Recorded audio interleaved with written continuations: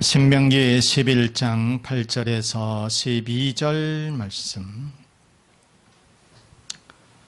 그러므로 너희는 내가 오늘 너희에게 명하는 모든 명령을 지키라. 그리하면 너희가 강성할 것이요 너희가 건너가 차지할 땅에 들어가서 그것을 차지할 것이며, 또 여호와께서 너희의 조상들에게 맹세하여 그들과 그들의 후손에게 주리라고 하신 땅 곧 젖과 꿀이 흐르는 땅에서 너희의 날이 장구하리라. 내가 들어가 차지하려 하는 땅은 내가 나온 애굽 땅과 같이 아니하니 거기에서는 너희가 파종한 후에 발로 물 대기를 채소밭에 댐과 같이 하였거니와, 너희가 건너가서 차지할 땅은 산과 골짜기가 있어서 하늘에서 내리는 비를 흡수하는 땅이요 12절. 내 하나님 여호와께서 돌보아 주시는 땅이라. 연초부터 연말까지 내 하나님 여호와의 눈이 항상 그 위에 있느니라. 아멘. 아멘. 아멘.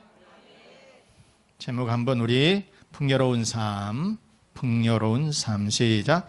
풍요로운 삶. 옆에 분들하고 우리 서로 인사 나누겠습니다. 사랑합니다. 축복합니다. 네. 자, 오늘 이 본문은 이스라엘이 들어갈 가나안 땅의 풍요로움에 대해서 말씀을 하고 있습니다. 한마디로 말해서 딱 젖과 꿀이 흐르는 풍요로운 땅이다. 사실상 이스라엘 백성들은 이집트에서 굉장히 어렵게 살았습니다. 노예로 살았어요. 노예로. 노예가 뭐예요? 노예가 뭐예요? 노예가 사람 대접을 받지를 못하면서 살았죠.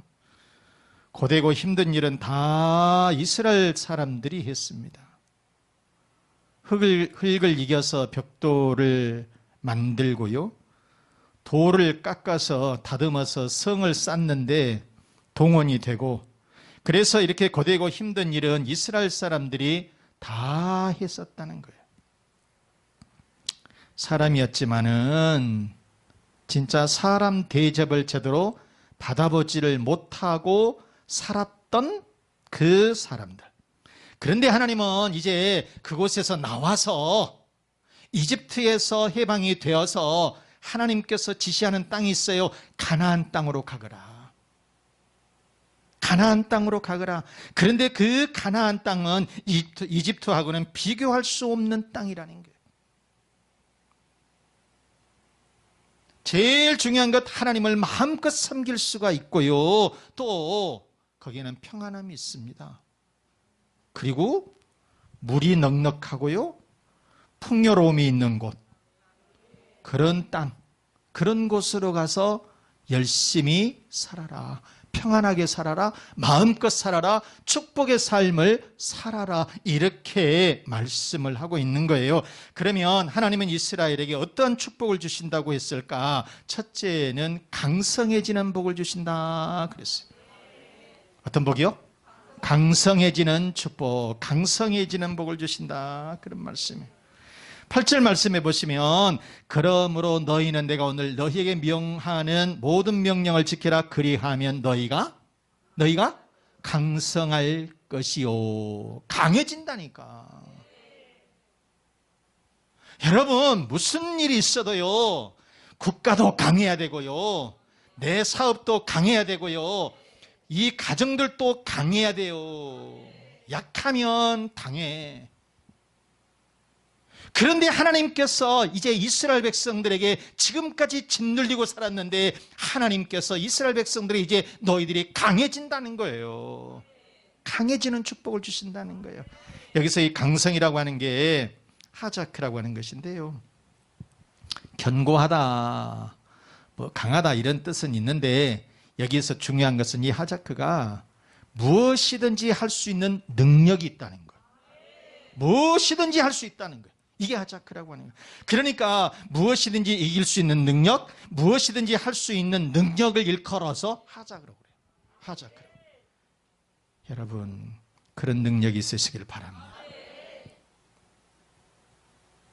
그러니까 하나님은 이스라엘 백성들에게 그러한 축복을 주신다는 거예요. 그러한 강성함을 주신다는 거예요, 여러분. 이러한 하나님의 엄청난 강성함, 하나님의 이러한 축복이 바로 여러분들에게도 있으시기를 바랍니다. 자, 그러면 강성해지려면 어떻게 해야 되느냐? 첫째는 하나님의 도우심이 있어야 돼요. 내 힘으로는 아무것도 안 돼. 내 힘으로는, 여러분, 오늘날 자본주의 시대에서 돈 있으면 힘 있을 것 같다 하지만은, 여러분, 병들면 힘 있어요? 아무 힘 없습니다. 병든 사람 안 찾아갑니다. 한 번은 찾아가요. 그런데 계속해서 병들어서 병원에서 이게 여러분 1년 있고 2년이 있고요. 그렇게 되면요, 사람 안 찾아가요. 인사로는 찾아간다니까. 힘없어 봐요, 여러분. 그런데 여러분, 우리가 하나님께서 힘을 주시면 강성해지고 건강해지는 축복을 주시는 거예요, 여러분. 우리가 역대하 26장에 보면 우시아라고 하는 왕이 나옵니다. 우시아. 누구요? 우시아라고 하는 왕이 나와요.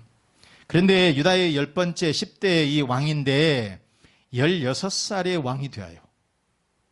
16살의 왕이 돼. 그래가지고 이 16살의 왕이 돼서 52년 동안을 통치를 해요.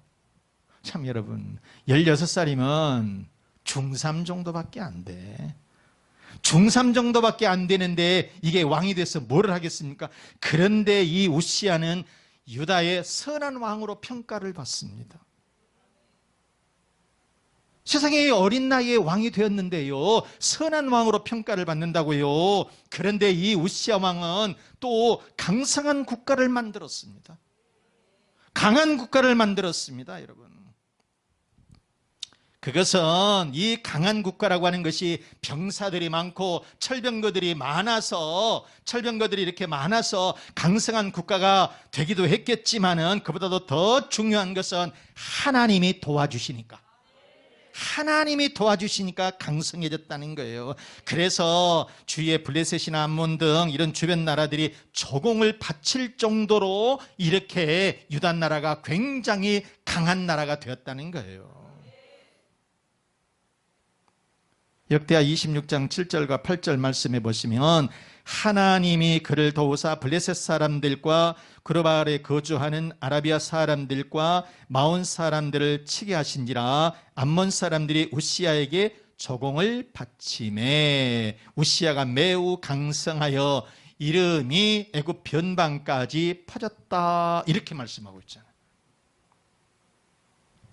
하나님이 도와주시면 그 나라는 되고요, 하나님이 도와주시면 그 나라는 강해지는 거예요. 우리나라도 참 진짜 여기저기서 중국, 일본, 저 외놈들부터서 해가지고 얼마나 많은 핍박을 받았습니까? 얼마나 많은 침략을 당했고요. 일제강점기 세상에 36년밖에 되지는 않은 것 같지만은 그 기간 동안에 우리나라 이름을, 자기 이름을 썼어요. 우리 한글 이름을 쓰지를 못하고 우리말을 쓰지를 못하게 만들었어요. 창씨개명까지 하게 만들었던 일본 놈들이에요. 왜 그래요? 나라가 약하니까 그래. 나라가 약하니까 그래요. 그런데 여러분, 우리가 나라가 강하면 기펴고 살아요.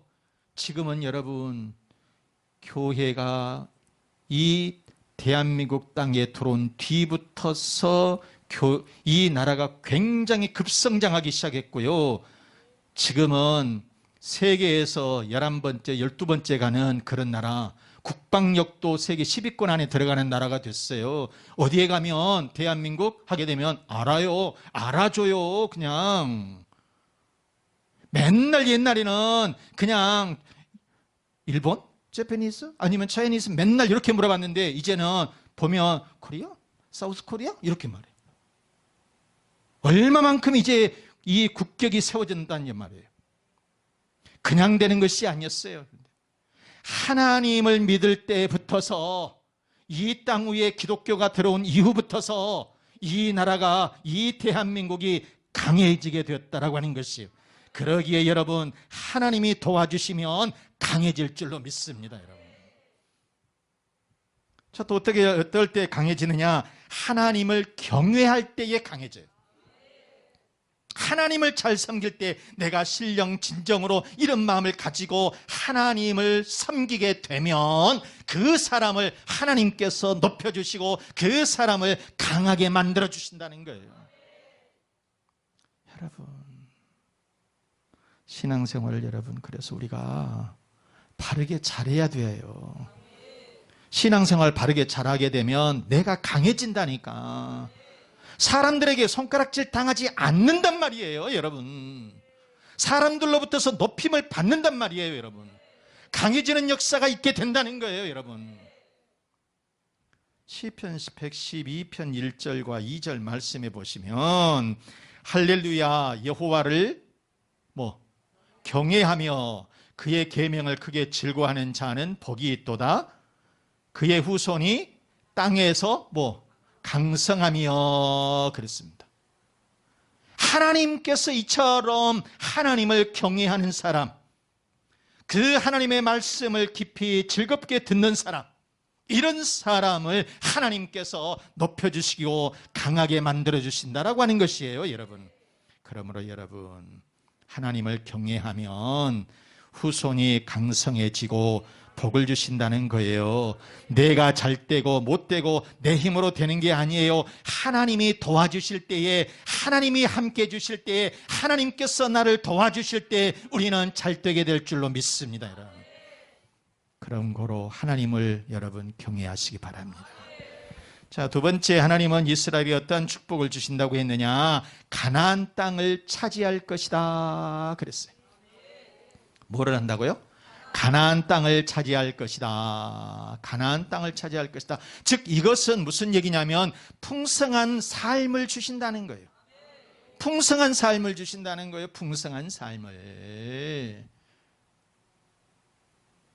그러니까 자 8절 말씀해 보시면 그러므로 너희는 내가 오늘 이렇게 해가지고 빨간 글씨 보게 되면 너희가 건너가 차지할 땅에 들어가서 그것을 차지할 것이며, 건너가서 차지할 땅이 어떤 땅이냐? 가나안 땅을 얘기하는 거예요.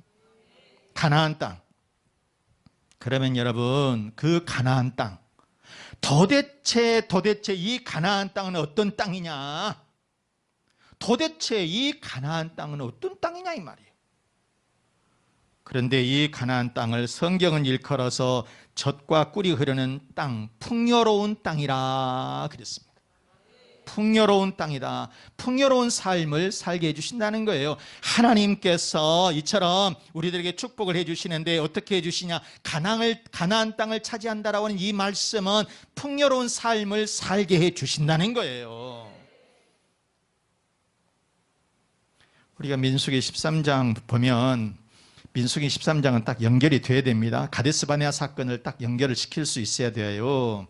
이스라엘 백성들이 축복의 길로 가느냐, 축복의 삶을 사느냐, 아니면 이 광야 생활을 40년 동안 할 수밖에 없었던 것이 민수기 13장에 나와요. 여러분, 그렇기 때문에 우리가 신앙생활을 하면서 굉장히 이런 것들을 우리의 가슴에 적용을 잘 시켜야 돼요. 성경을 성경으로 읽어버리지 말고 이 삶을, 이 성경의 말씀을 이 현재의 삶에 적용을 시킬 줄 알아야 된다는 거예요.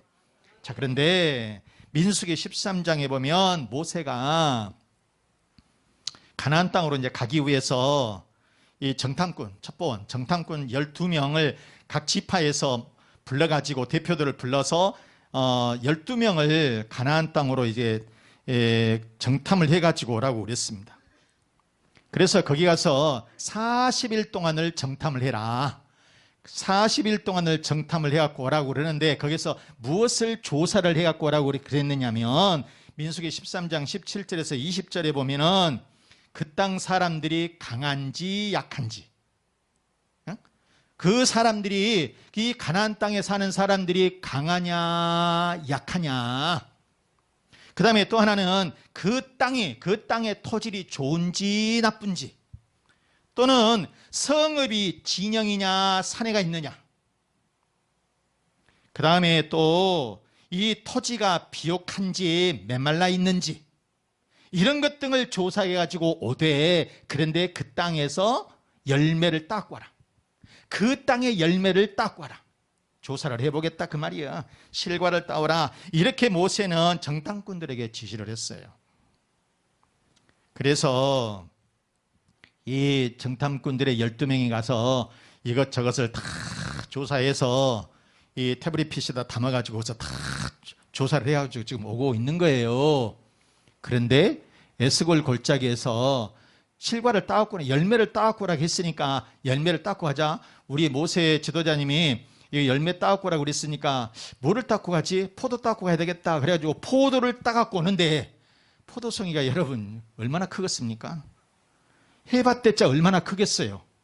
그런데 포도송이를 막대기로 꿰어가지고 두 사람이 메고 온 거예요.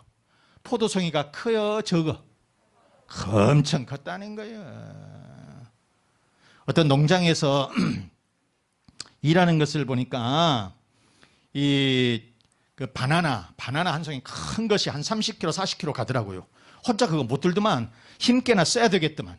그런데 세상에 포도송이가 당시에 얼마나 탐스럽게 잘 열렸던지 혼자 그것을 들고 오지를 못하고요. 두 사람이 매여서 포도송이를 들고 왔다니까. 그러면 그 땅이 좋다는 거요? 나쁘다는 거요?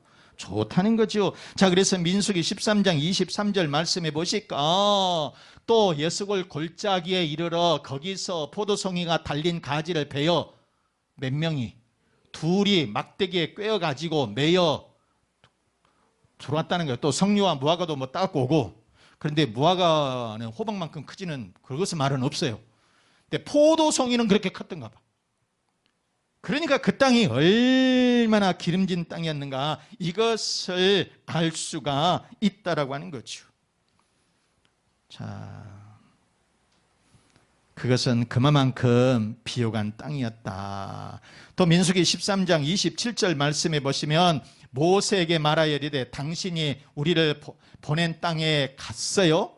지금 이 정탐꾼들, 이 첩보원들이 가나안 땅에 가서 전부 다 조사를 했어요. 그래서 메모를 해갖고 오는 거예요. 머릿속에다 다 메모를 하고. 그런데 그 사람들이 하는 말이 뭐라고 하느냐? 과연 그 땅에 젖과 꿀이 흐르는데 이것은 그 땅의 과일입니다. 그 땅이 너무 메말릅디다.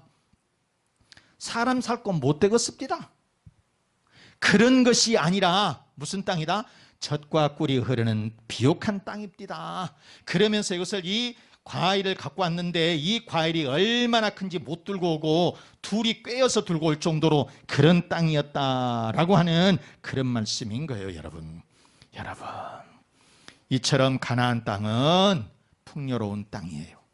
하나님은 이스라엘에게 그렇게 비옥한 땅, 젖과 꿀이 흐르는 땅을 주신 줄로 믿습니다. 여러분, 하나님은 우리들에게도 풍요로운 삶을 주실 줄로 믿습니다. 문용자 원장, 의사입니다. 의사. 1937년생이니까 여글같이 생겼죠. 좀 나이가 먹어서 그렇지만. 그런데 1937년 경상북도 달성에서 태어나요. 딸만 넷 있는 집에서 셋째 딸로 태어납니다. 셋째 딸로 태어나요. 그런데 이 부모들이 옛날에는 지금 나이가 이 사람이 37년생이니까 한 85세 정도 됐어요. 그런데 옛날에는 아들 타령이 심했죠. 요즘은 딸이 훨씬 좋지만은 딸 가지신 분들은 승리한 줄로 믿습니다. 그런데 이렇게 딸만 넷 있는 집에서 자꾸 부모님들이 아들 하니까 이 셋째 딸인 이 용자가 내가 아들 대신해버려야 되겠다. 내가 아들 대신해야 되겠다. 이렇게 굳센 마음을 먹었어요. 아들이 별것이냐. 내가 아들 해야 되겠다. 그래서 공부를 엄청 잠을 안 자고 해버렸어요. 그래서 어디를 들어갔느냐. 그때 당시에 이화여대 의대를 딱 들어갔어요. 그리고 서울대 의대 대학원까지 다닌 거예요. 참 열심히 했죠.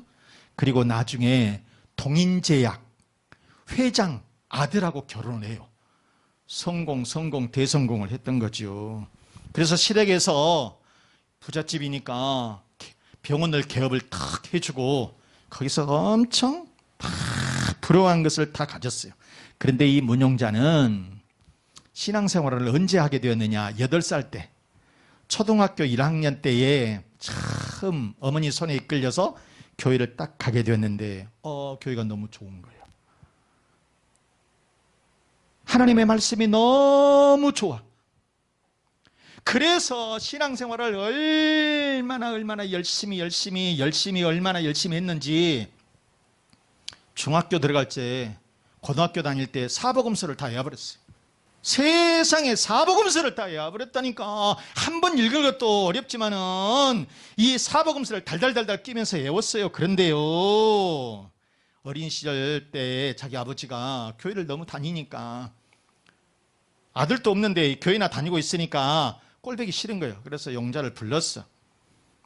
불러가지고 자기 아버지가 하는 말, 학교 갈래 교회 갈래 둘 중에 하나를 택하라는 거예요.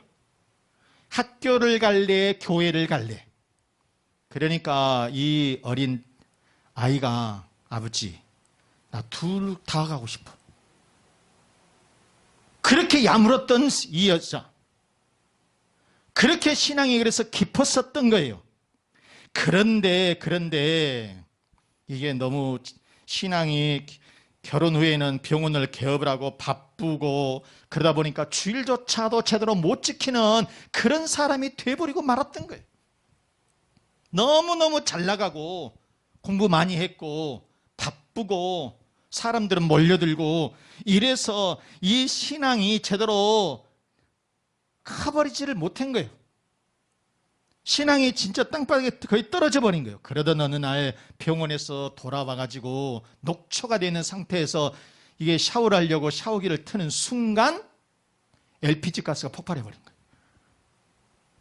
어떻게 됐겠습니까? 불이 뻥 나버렸는데 사람은 둥 떨어지고 화상 입고 임신 그때 8개월 했는데 이 아이는 유산돼 버리고 정신은 잃어버리고 그때의 첫마디, 하나님 용서해 주세요. 하나님 용서해 주세요. 하나님 살려주세요. 그거예요. 내가 신앙생활을 어렸을 때는 그렇게 열심히 했는데 결혼하다 보니까 또 바쁘다 보니까 신앙생활을 제대로 못했어요. 하나님 그런데 한 번만 용서해 주세요. 유산이 돼버렸을 테니까. 화상 입어서 그냥 다 죽을 뻔한 거예요. 사경을 지금 헤매고 있는 상황이에요. 의식이 없어요. 의식을 깨는 순간 하나님 용서해 주세요. 그리고 한 번만 살려주세요. 그래서 이 문용자는 그 후에 하나님께서 생명을 건져주셨어요. 그래서 새벽기도, 다시 주일학교 교사, 여러분 주일학교 선생님들 하나님의 축복인 줄로 믿습니다. 자, 그래서 이 문용자 그녀는 다시 주일학교 교사를 하고요. 주님을 위해서 열심히 봉사했어요. 그리고 시댁에서 개업해 주었던 이 병원도 처분해버리고 판자촌에다가 개업을 해가지고 어려운 사람들 돕기 시작을 하고요. 이웃을 위해서, 주님을 위해서 섬김의 삶을 살게 되어요. 그리고 소망교회, 현재 소망교회 권사로 봉사를 하면서 참으로 이 필리핀, 베트남, 캄보디아, 중국 등에 가서 의료 선교 활동에 지원을 하고 이렇게 하게 되었다는 것입니다. 하나님은 그러한 문용자 이 권사에게 풍성한 삶, 축복의 삶을 주시게 되었는데, 그런데 사남매예요.